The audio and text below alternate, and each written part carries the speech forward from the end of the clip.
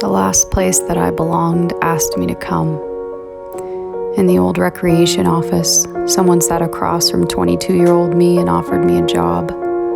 Someone else stood in a tiny studio apartment and said, "It's yours if you want it," and I did.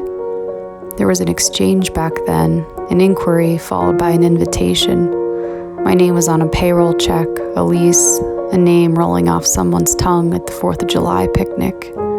I was someone's coworker, tenant, neighbor. I was someone's friend.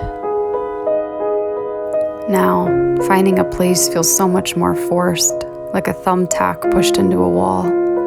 One minute I am not there, the next I am standing across from a cafe, wondering if I too could sit there with a frappuccino and a friend, if this place would have me if I could ask it, if the notion of spinning the globe with our fingertips, eyes closed until the bumpy surface stops, is as romantic as I dreamed it'd be. I want to go home, I want to go home, I want to go home.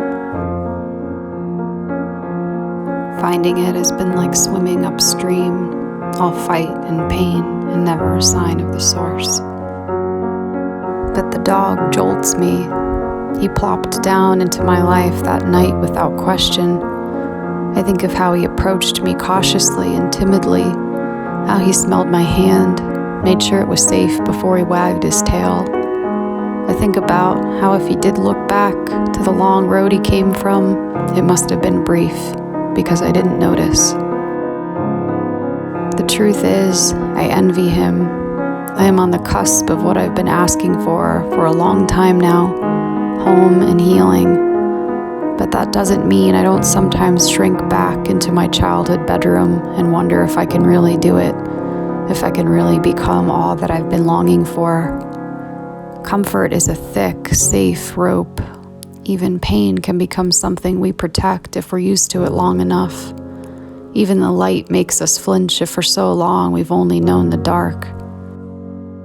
But then, in the midst of these doubts, the dog comes over and plops down at my side, and I am reminded by him again that we have to find the courage to climb out of what no longer serves us, even if the alternative is head first into some long, dark, unfamiliar road.